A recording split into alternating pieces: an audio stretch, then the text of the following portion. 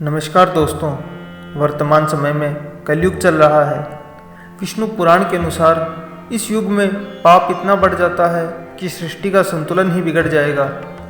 कन्याएं 12 साल की उम्र में ही गर्भवती होने लगेगी। मनुष्य की आयु औसतन 20 वर्ष ही रह जाएगी।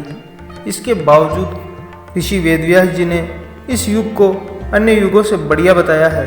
आपका स्वागत है हमारे चैनल द स्पिरिचुअल टेल्स में। आइए जानते हैं ऋषि वेदव्यास जी ने ऐसा क्यों कहा था।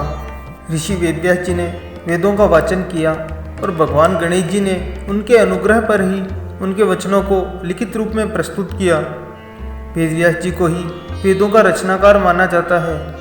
वेदव्यास जी से जुड़ी एक पौराणिक कथा के अनुसार वेदव्यास जी ने सभी युगों में कलयुग को श्रेष्ठ युग कहा है, क्योंकि कलयुग में तो सबसे अधिक पाप और अत्याचार होगा, लेकिन फिर भी इस युग को उन्होंने श्रेष्ठ क्यों कहा।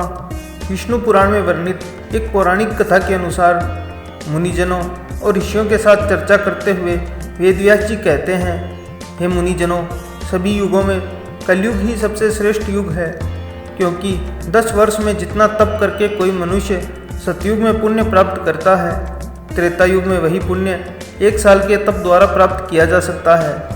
ठीक इसी प्रकार उतना ही पुण्य द्वापर युग में 1 महीने के तप द्वारा प्राप्त किया जा सकता है। तो कलयुग में इतना ही बड़ा पुण्य मात्र 1 दिन के तप से प्राप्त किया जा सकता है। इस तरह व्रत और तप के फल की प्राप्ति के लिए कलयुग ही सबसे श्रेष्ठ समय है।